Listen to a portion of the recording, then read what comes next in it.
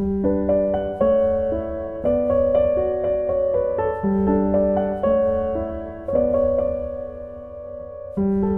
end of the 19th century would bring some of the best and some of the worst times to Orlando, Florida. Orlando's golden age between 1875 and 1895 were well underway. An optimistic vision of the future permeated through the citizens, some who had arrived from far away.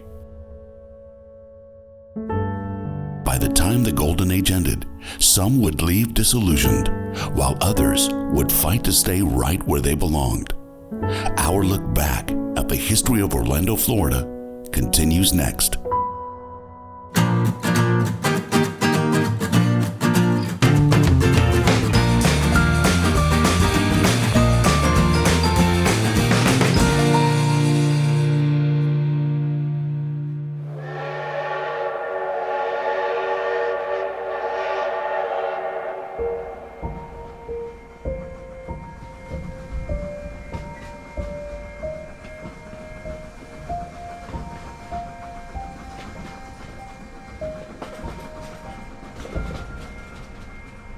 The arrival of the South Florida Railroad into Orlando marked the beginning of the town becoming a viable commercial center in Central Florida. Serving as the Orange County seat, the business of government and the business of commerce found a home. By the late 1800s, the population of the entire county had blossomed to nearly 7,000 residents. Some of the new citizens began trying their hand at growing citrus as the climate was favorable and the lure of turning orange into green was too tempting. But because there was no easy method to get the produce to market outside the area, the opportunity to make a living as a citrus grower had to wait until the steam whistle blew for the railroad's inaugural trip from Sanford to Orlando on October 2nd, 1880. The arrival into Orlando must have been quite a celebration, as it has been said that raucous passengers mounted a cannon on the rear car and would fire it off all along the route into Orlando. Prior to the coming of the railroad, the entire business district consisted of a blacksmith shop, a livery stable, a few stores, and a hotel. Just a few years afterward, the downtown boasted of 5 sawmills, churning out enough lumber to build 41 business establishments. The first real building boom was on.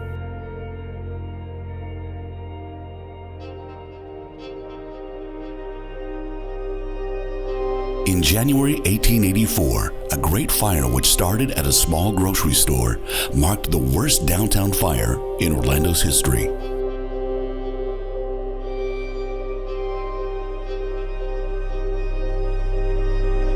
Orlando's tiny but able volunteer fire brigade was able to contain the blaze from destroying everything. But it would not be until July of 1885 that Orlando's Hook and Ladder Company No. 1 received their first horse-drawn fire wagon. And it would take until 1899 that the town would purchase their first fire engine. The city would, however, recommend that all new commercial construction going forward be made of brick. The arrival of the railroad marked the decline of Orlando's rough pioneer days. But the new mode of transportation meant more than just shipping products out to the rest of the country. It meant the rest of the country could get to Orlando.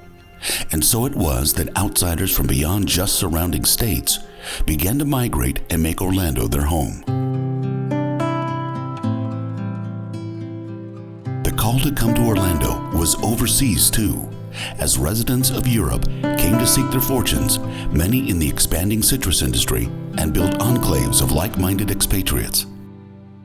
Orlando had both English and German colonies develop in the early days, in neighborhoods like Windermere and Gotha. One of those Englishmen who became an Orlando pioneer was Joseph Bumby. Bumby had not planned to settle in Orange County when he left his native England at age 30 with his wife and 3 children. Their destination was Denver, Colorado. Stopping in Orlando to visit a relative before moving on, Joseph fell in love with Florida and decided to stay. He bought 160 acres east of what is now Summerlin Avenue, built a home, and like so many others, planted an orange grove. Because Orlando was still mostly a cattle and farm town, Bumby saw an opportunity to supply ranchers and growers with supplies. He erected a wooden building on Church Street and sold hay, seed, grain, and fertilizer.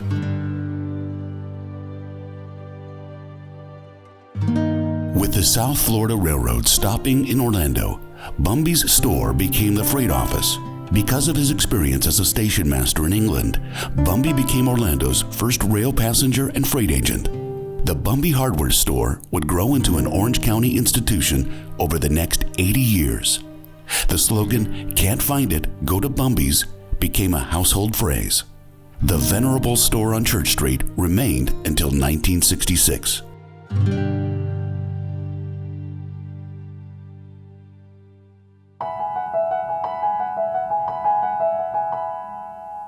A South Florida Railroad travel brochure mentioned that the growth of Orlando was phenomenal, given that there were no typical drivers of growth like oil, factories, or mines.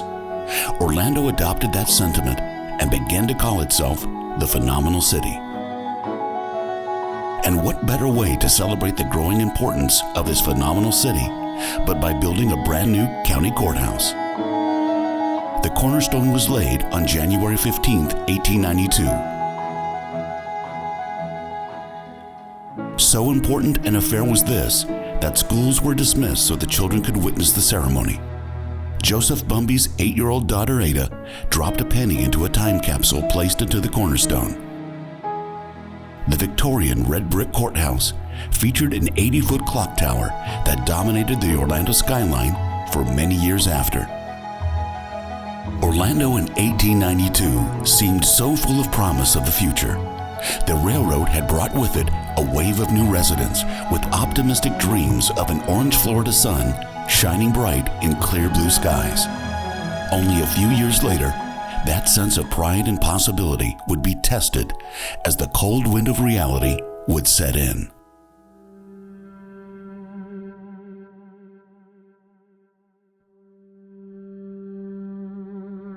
By the late 19th century, Florida's abundant citrus groves had extended into northern Florida, and the state was producing as much as 6 million boxes of fruit per year.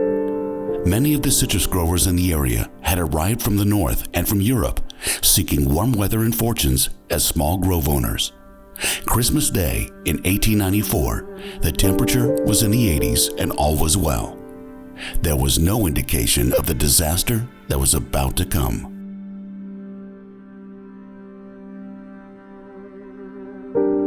Three days later, a cold front from the northwest pushed a strong rainstorm with high winds through the area. On December 29, 1894, the temperature in Orlando reached a record low of 18 degrees. The season's entire citrus crop was killed, while most of it still hung on the trees. Overnight, fortunes were wiped out.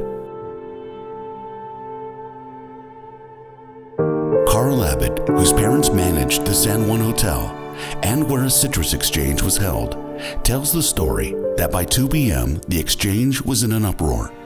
Prices had dropped to no sale. Commission merchants were frantically trying to get out of options, and heated debates and fistfights started in the lobby. About 9 that night, a fine-looking gray-haired man in a black frock coat and Stetson hat walked up the street in front of the hotel, looked at the thermometer, and groaned, "Oh my God," and shot himself through the head. A few mom-and-pop growers who had come to Orange County and invested all their savings in groves moved back north in discouragement. Most, however, dug in their heels and hoped the next year would be better. Just 6 weeks later, it would only get worse. January brought warm, wet weather, and mature trees started producing new growth. The layer of woody tissue just under the bark filled with sap as the wounded trees struggled to recover. The presence of so much liquid in the trees made them far more vulnerable to a second freeze. On February 7, 1895, the temperature dropped to 17 degrees. Witnesses said they heard what sounded like pistol shots when the sap froze and blew out the tree bark. The first freeze had killed the fruit. The second freeze killed the trees. Land values plummeted, and growers with mortgages were forced to sell at a loss. Of the 8 banks in the county before the Great Freeze, only the First National Bank of Sanford survived. Orlando was devastated because there was little diversification beyond agriculture back then, and citrus was the dominant crop. Never again would Orange County be so reliant on one industry for its survival.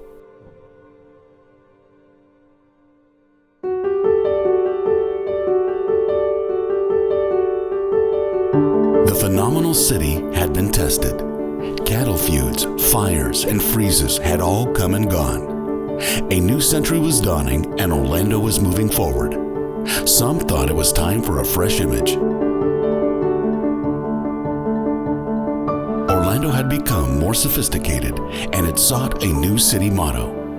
A contest was held, and several entries were considered: the Queen City, the Magic City, the Health City, the Picturesque City.